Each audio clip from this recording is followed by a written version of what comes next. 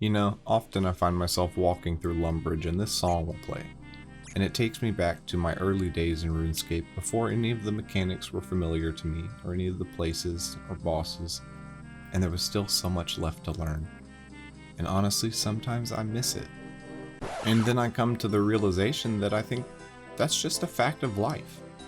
I think most things are more entertaining the first go round, first time you experience it when it's new to you.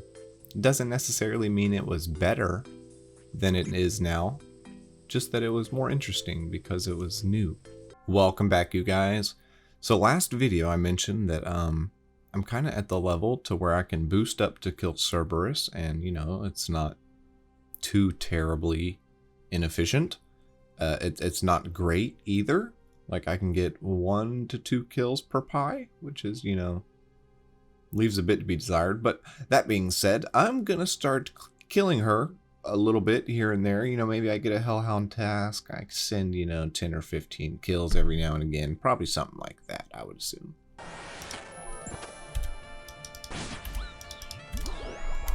Okay, we're alive. I think we got this. Oh yeah, we got it. We got it. We got it. Unrequired anti-fire. Am I supposed to have an anti-fire? All right.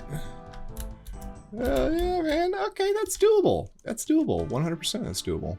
I should have brought more wild pies. I only brought 1 for some reason. But, yeah. Foresight. And as usual, I completely forgot about my magic. I brought Ward of Arceus, which lowers the prayer points you lose from the ghost attack, which is nice, and I forgot to cast that. And also brought Thralls, and forgot to cast those. So, you know, it'll be even better if I remember to cast those spells.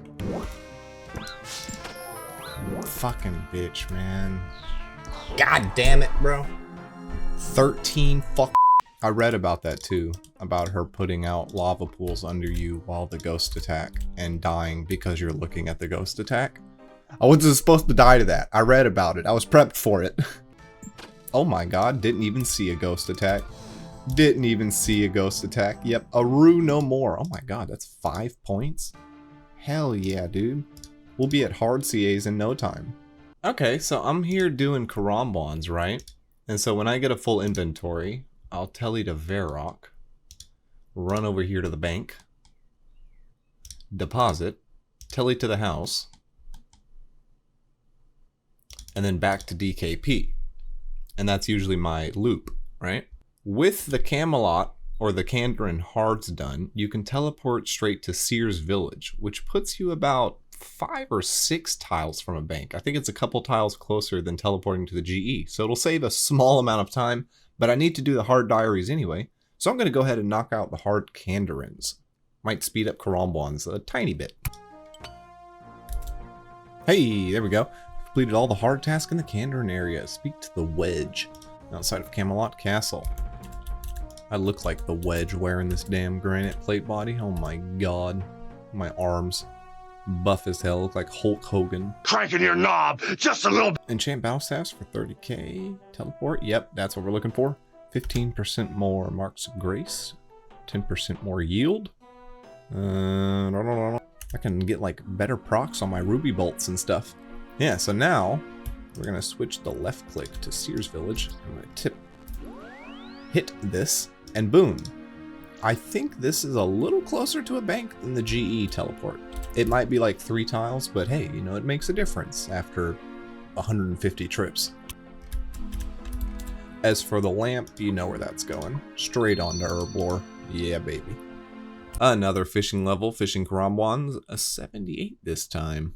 And another cooking level from Cooking 'em, 81.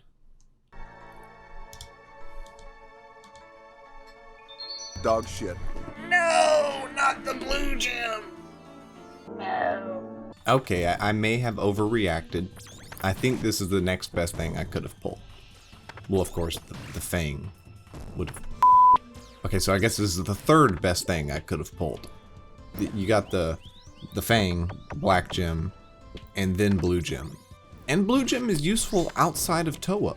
So Blue Gem is also useful for Calphite Queen, which is also something I do farm from time to time. So I overreacted. Blue gem is actually pretty nice. It's pretty nice.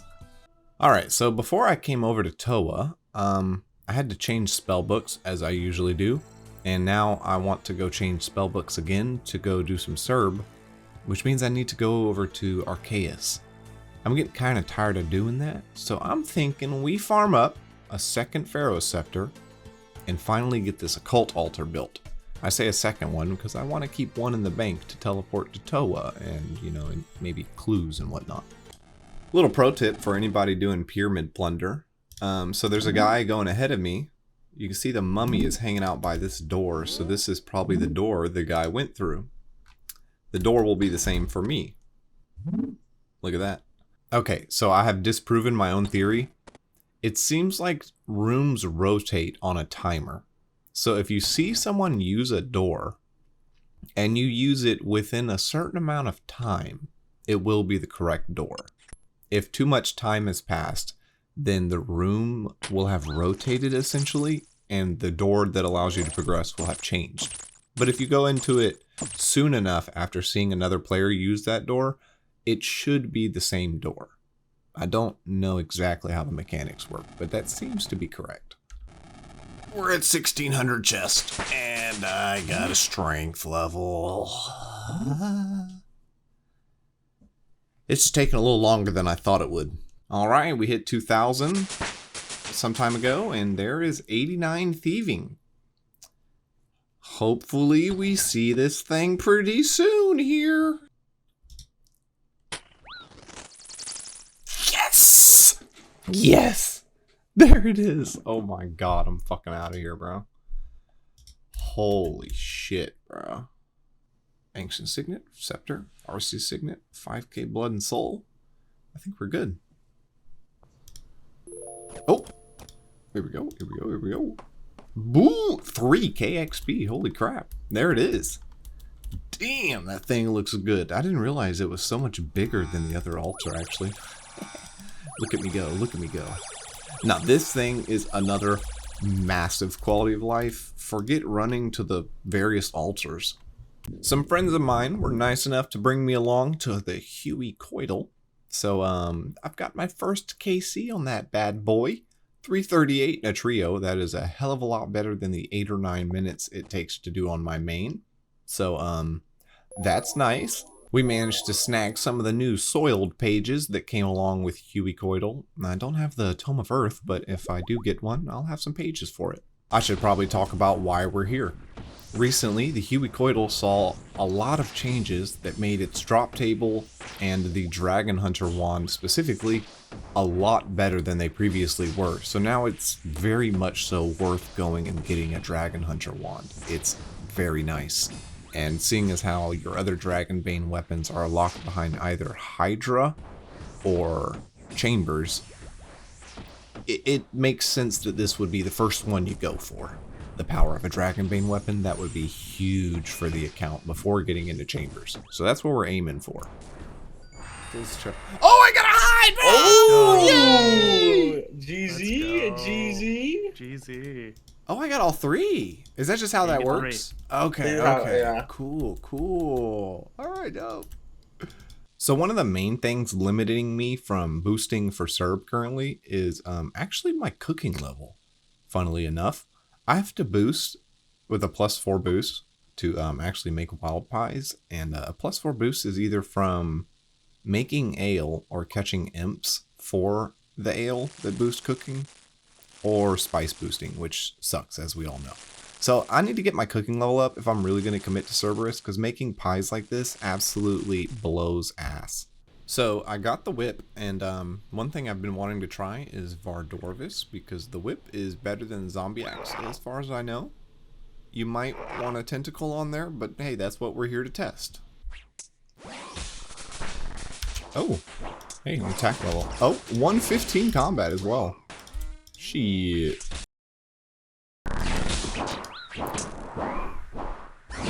Just hit!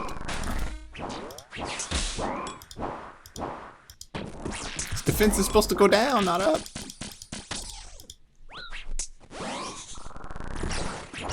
I'm not leaving. I'm not fucking leaving.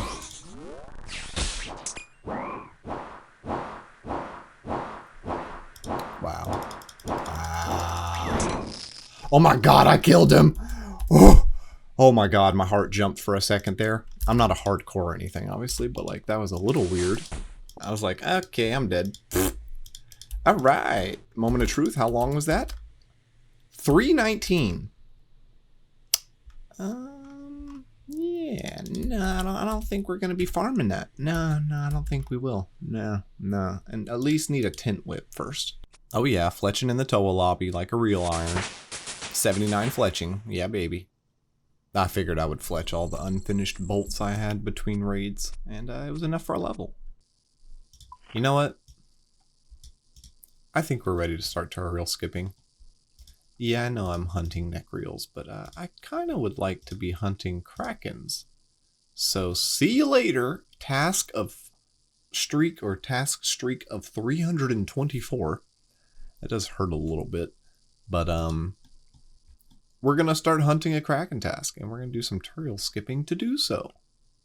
To be clear, this is really not recommended until you have like your block list and everything unlocked that you want unlocked. You got your block list sorted out, you got your, extended tasks sorted out, you got your unlock sorted out.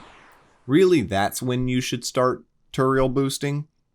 It's not recommended to do it beforehand and lose your streak, but I'm simply impatient as hell, so I'm going for it now, even though I still have quite a few things to unlock from the Slayer store.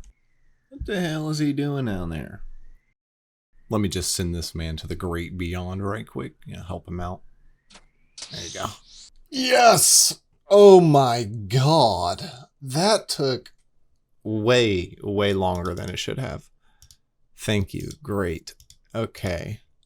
Look at this. You've completed one task and will need 4 more before receiving Slayer points. 21. I did 21 tasks. Not like anything that takes a long time, but 21 times I've seen that message. And now we have received a Cave Kraken task. Thank the Lord. Hey, yeah, baby. 1 uncharged trident. I got 62 kills left, so I could come back and finish this up with the trident. I don't think that's like monetarily smart, but I kind of want to use it, so I might do that. Oh, it's fire runes actually. Jeez, that thing must suck up some fire runes. Good lord. All right, that's good to know actually, because I can buy shit tons of fire runes, that's for sure. 1 trident on the account. Oh my god, man. That warped scepter can kiss my ass cheeks.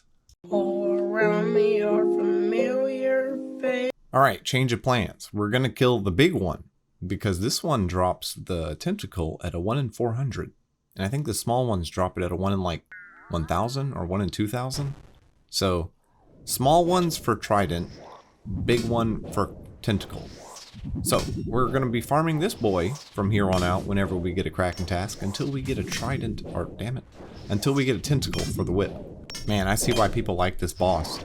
I quite like it too. It's like free as hell. And there is can't hurt me. And we're going to finish the video up talking to Lady Gnomecock. Lady Nocock. Jesus Christ. Lady No Knock. And we're going to grab our hearts here for our achievement diary, which is going to give us 5 less KC in God Wars dungeon for access to, the boss room. And it also gives us access to private instances in God Wars dungeon, which I don't think I need as an iron because I think they're private already. But anyway, hard tier unlocked, and a long freaking way to go until the elites. But anyway, if you guys enjoyed, leave a like. If you didn't, leave a dislike. And as always, good luck on the grinds, be easy, and peace out.